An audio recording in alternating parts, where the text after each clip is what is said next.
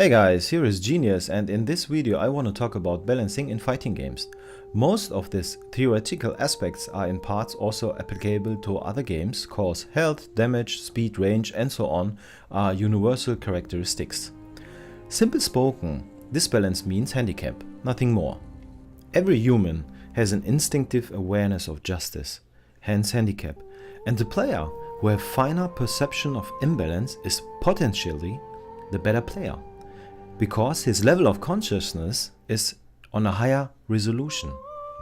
If a game is unbalanced, it is hard to tell which player is really better.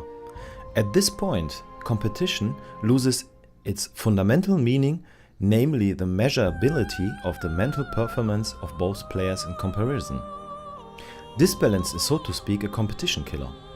If there is a handicap in match, cause one character is low tier and the other character is high tier, the low tier character must maneuver the handicap, which can be pretty demanding to add this in his game plan. The result is surely in higher mental performance in comparison with the high tier player, cause the high tier player don't need to do this extra brain work. Why is this so? The pattern which a low tier character creates have bigger holes, and the player of a high tier character can abuse this handicap situation for his own advantage easy. The holes from a high tier character are much smaller. For example, Guile Season 3, Street Fighter V. Why the resolution of consciousness from the player with low tier character must be finer than the high tier player, to be able to find the small holes from the high tier character. The high tier player don't need fine resolution, cause the holes from a low tier character are already big. A good example is Daigo Umehara with Ryu in Season 2 from Street Fighter V.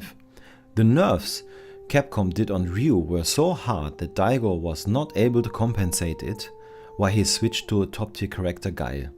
The prerequisite is that you have to maneuver the handicap, the core issue of an unbalanced game. The art of maneuvering is pretty demanding and needs extreme high skills, as I told, cause the core characteristic of maneuvering is randomizing, which is the highest skill in gaming. Why? Why is randomizing such a high skill?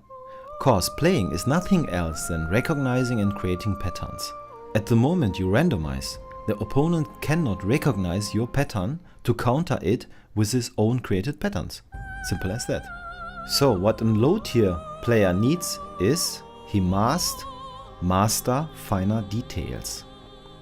That's why high level players switch to top tier character, because they fear that they can't compensate the handicap. Why is this so?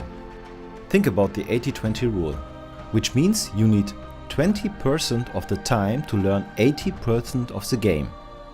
And you need 80% of the time to learn the details in the 20% of the game. On the peak, the relation diverges more. The last 5% needs extreme much more time, and high level players are on this 5%. When I talk about details, I have to speak about the law of exponentiality. The closer you want to get to the speed of light, the more energy you need. The more corners your polygon needs to have to come closer to a circle. As an example, there are two identical images which looks pretty similar. The only difference is the one image has a resolution of 100 puzzle pieces and the other image have a resolution of 1000 puzzle pieces. The first challenge is that the image with the resolution of 1000 puzzle pieces have different details per puzzle. Especially the borders of the puzzles looks pretty different. This means you have to calculate different and much more informations than if you would calculate 100 puzzle piece picture. So, cause high tier character have smaller holes, which means the resolution of your consciousness and gaming knowledge must be much finer to find the holes from a high tier character. And if you playing against a low tier character, the architecture from the building patterns of a low tier character creates bigger holes. So your knowledge and your consciousness needs a lower and coarser resolution, which is much easier. At this point, which player is better? The player who have a finer resolution, much more puzzle pieces, much more detailed knowledge, and also the application in the game. So if a high tier player plays against a low tier player and the high tier player wins the match, was the high tier player really the better player? That's the problem in competition, and this distorts the measurement of the skill in comparison from both players, and the core meaning of competition get lost. That's why I said that this balance is a competition killer, because you don't know who's really the better player. So all this means that once you have identified a pattern from your opponent and seen through it, you have to be able and the opportunity to counter it.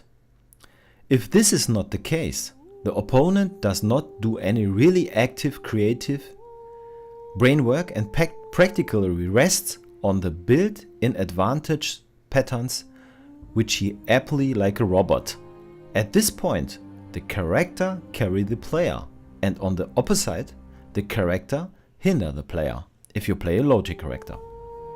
The responsibility of a developer from a competitive game is that every character is viable in competition and there are no matchup issues. That's the art of balancing. Balancing is a skill, like a skill to draw, play music and so on.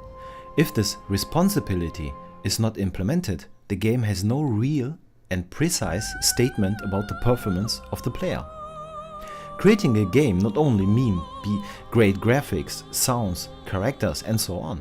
It also means to make it competitive through balancing, especially if the game is meant to be in competition like Street Fighter V. In a game that is in good balance, there are two basic things that need to be available, otherwise the game will not give any real statement about the player's skill in comparison to the opponent, cause the character carry or hinder the player. The first point is that you can counter any pattern. So button mashing must be absolutely impossible. The second point is that complex and fine patterns must beat simple and coarse patterns. So every character needs to be able to build patterns with small holes. And this means that every character needs good frame data and many options. Good frame data from both characters helps to force the opponent to randomize his pattern, where a game goes to high level and getting very interesting. Many options give the player his own playstyle, so the emotional connection gets stronger. And not every Ken player in Street Fighter V looks the same, because the player also wants, as I told, an individuality, because gaming is somewhere a self-expression, a passion. On the emotional side, a game needs player which gets deep connection with the character. That's where the motivation comes from. If your character is handicapped through inconsistency or nerves, your self-expression gets decelerated and distorted. The emotional reason to play it gets diminished. The passion for the game shrinks. Selling is emotional, so the developer will sell lesser. This can lead to the point that the game dies and no one played anymore. Interesting is also, if a developer creates a character, it's important that the character gets a story, gets a branding, will be interesting for most players. But if you make this character overpowered, many people start to hate this character. That's why a great character idea gets destroyed. Simple as that. A competition have an emotional and a mental part. In every sport, we need mental high performance and deep emotional identification. Without emotional identification, there is no motivation, and without mental performance, there is no measurement. And if a game is unbalanced, the emotional connection gets lost in time, and the mental performance can't be measured. Generally speaking, this means that a high tier player will get brain dead and a low tier player will get frustrated. For effective learning and development, you have to be challenged and not overwhelmed. Handicaps that are too large result in overstraining, which causes the learning curve to drop proportionally. Overstraining leads to burnout, and this must then be compensated with longer pauses for the rest, resulting in strong sinusoid with power downs. If you are challenged and enjoy it, then you have found the optimal interface for fast learning. So children learn best when they are challenged, but they need to enjoy and playfully tackle it. It's in our inner child, which in its nature has the need and the fun of playing, and it is the adult within us who wants to challenge and expand its boundaries, and it is our higher self that gives the game a high level. So be aware, if you play low-tier character, have more fun, concentrate more on the way and less on the goal. If you manage to accept failure, you have a steep learning curve. Then you will develop much faster than a high-tier character player. In real, it is bad to play an overpowered character, cause a high-tier player will notice his own weak spots in his gameplay much later, while he develops at a much slower pace. Yes, it will feed his ego. If he wins, he will feel himself stronger and superior, will enjoy to gain recognition. But if he someday lose, he will go in depression. Take your ego aside. Don't focus on being better than the other, but on making yourself better every day. You will reap the fruits of your endurance and courage.